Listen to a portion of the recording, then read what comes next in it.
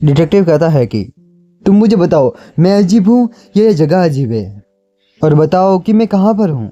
यहाँ पर हमारा हीरो अपनी चश्मा निकालता है। यहाँ पर हमारे हीरो की आंखें बिल्ली की तरह चमक रही होती है।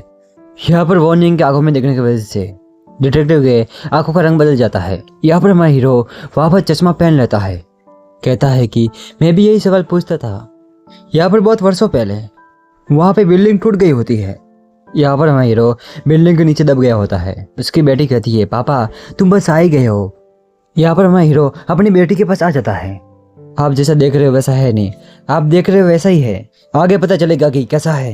वार्निंग की बेटी कहती है कि पापा मैं बहुत थक गई हूँ, मुझे नहीं लगता कि मैं आपके साथ जा सकती हूँ। वार्निंग कहता कोई बात नहीं, मैं तुम्हें पकड़ लूँगा। वार्निंग की बेटी कहती है पापा मुझे डर लग रहा है। उसकी बेटी का पैर बिल्डिंग के नीचे फंसा होता है। यहाँ पर वार्निंग उसकी बेटी का पैर निकालने की कोशिश करता है। यहाँ पर वार्निंग बहुत कोशिश करता है पर वह कुछ नहीं कर पा रहा होता है। वो अपनी बेटी के लिए ही रो रहा होता है। उसकी बेटी कहती है कि अपने पापा का नाम पुकारती है। वार्निंग कहता है कि सब ठीक है, बस कुछ मिनट रुको, हम जल्दी यहाँ से जाने वाले हैं। वहाँ पर उसकी बेटी के पास 2 चॉकलेट पड़ी होती है।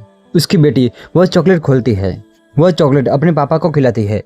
आगे बढ़ने से पहले मेरी बात सुनो, जो मैंने नए ड्रामास बनाए हैं उस पर बिल्कुल भी व्यू नहीं है।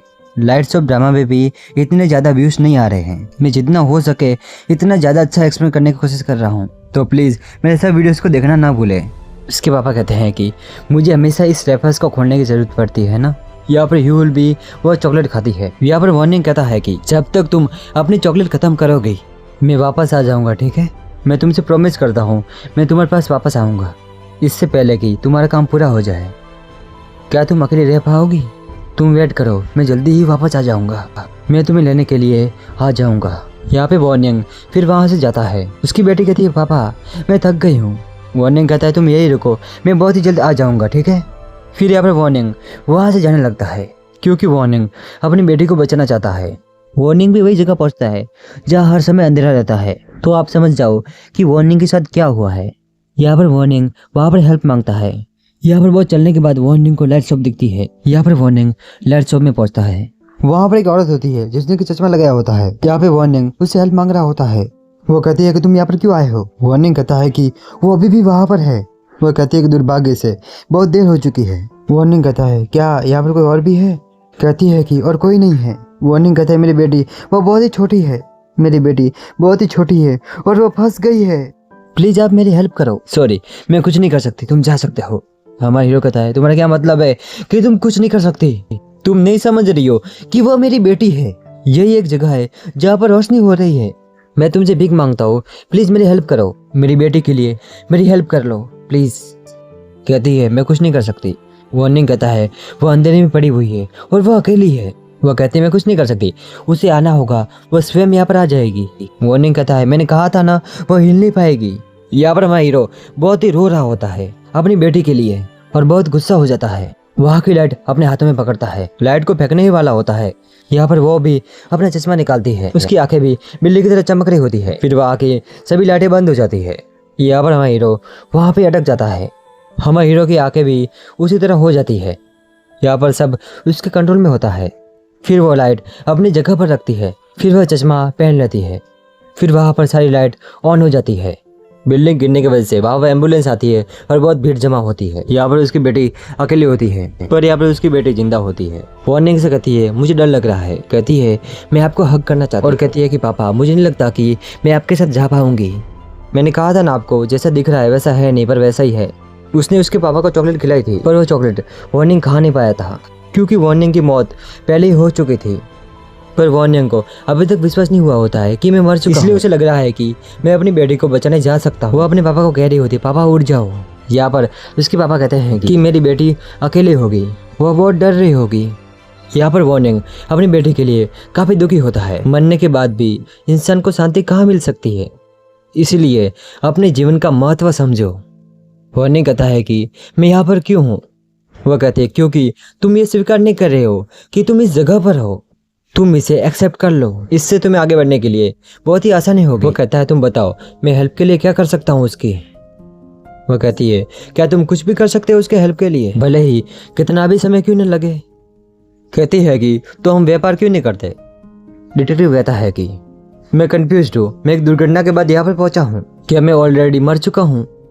वार्निंग कहता है टेक्निकली रूप से तुम अभी भी जिंदा हो, पर मुझे सचमुच लगा कि मैं भूत हूँ। डिटेक्टिव कहता है कि पर मैंने एक भूत देखा है, वह धुआं अंदर जाने से मर गई। कहता है कि अगर मैं जीवित हूँ तो मैं ऐसा क्यों दिखता हूँ? वार्निंग कहता है मरे हुए लोग जब दूसरी दुनिया में घूमते हैं तो अजीब दिखते हैं, इसलिए उन्हें भूत कहा जाता है। लेकिन जीवित लोग जब यहाँ पर घूमने की कोशिश करते हैं और फिर वे स्ट्रेंज की तरह लगते हैं। डिटेक्टिव कहता है तो मुझे बताओ कि मैं यहाँ क्या कर रहा हूँ। वार्निंग कहता है इसे समझाना मुश्किल है, जिनका जीवन छोटा हो गया दुर्भाग्यपूर्ण घटनाओं की वजह से, उन्हें इस जगह पर रख सकते हैं। ऐसे भी लोग हैं जो कि अपनी मृत्यु को स्वीकार नहीं कर पाते हैं। वो लोग ये मानते हैं कि अभी तक उनकी मौत नहीं हुई है और वे लोग यहाँ पर ही घूमते रहते हैं। डिटेक्टिव कहता है कि यह है कहाँ पर, मुझे सीधा उत्तर दो, मुझे बताओ हम कहाँ पर है। मेरा दिमाग बकवास से भरा हुआ है और यह नरक की तरह लग रहा है। तुम इसे मुश्किल क्यों बना रहे हो? तुम सीधा बताओ ये जगह कहाँ पर है। तुम इसी तरह कुछ भी कहते रहोगे तो इसका कोई मतलब नहीं है। मुझे कंफ्यूज करना बंद करो। तुम बस मुझे सिंपल तरीके से बताओ कि यह प्लेस किस जगह पर है। वार्निंग कहता है कि आप परलोक में हो। यहाँ पर वह कुत्ता भौंक रहा होता है और वह सो नहीं पा रहा होता है। वह कहता है शांत हो जाओ नहीं तो मैं तुम्हें मार दूंगा। कुत्ते को पकड़ने के लिए उसके पीछे भागता है। यहाँ पर वह कुत्ता उसे भागते हुए दिखता है। वह उसे पकड़ने के लिए उसके पीछे भागता है। यहाँ पर न्यू नर्स जॉब में आई होती है। वहाँ पर सबसे वो हाई कह रही होती है और वो अपने बारे में कुछ बता रही होती है। वो उस कुत्ते को पकड़ने के लिए उसके पीछे ही भाग रहा होता है। यहाँ पर हिंगजी कहती है कि इनकी मौत ट्रैफिक एक्सीडेंट की वजह से हो गई थी। यहाँ पर जो पेशेंट सोया हुआ होता है उसका नाम कांग है। उस समय बहुत ही बारिश हो रही होती है क्योंकि उसका एक्सीडेंट हो गया। वहाँ पर वे लोग उसे ढूंढने आए होते हैं। वे लोग कांग को आवाज देकर ढूंढ रहे होते हैं। उस समय बारिश भी बहुत हो रही होती है और उसे हाइपोथर्मिया बीमारी हो गई होती है जो कि बहुत ही डेंजरस बीमारी है। यहाँ पर फिर उन्हें कांग दिखते हैं। वहाँ पर एक डॉगी भी होता है जिसने कि उसका बचाव किया है। उस डॉगी ने उसे गर्म रखा कि वो मर न जाए, कि उसकी नब्ज बहुत ही ज्यादा कमजोर न हो जाए। वह कहती है कि सही में ये बहुत ही लकी है। यहाँ पर उसे वह डॉगी दिखता है जिसने उसका बचाव किया था, क्योंकि वह डॉगी उसकी बॉडी के अंदर कुछ घुसा हुआ होता है। वह रोता है और कहता है कि मुझे माफ कर दो। यहाँ पर वह डॉगी अभी भी उससे प्यार मुझे पता चलता है कि उसका बचाव किसने किया। दोस्तों आगे का मैं कल अपलोड करूंगा। अभी का एक्सप्लेन नहीं कर पाऊंगा। लास्ट एपिसोड कल आ जाएगा शाम 4 बजे तक।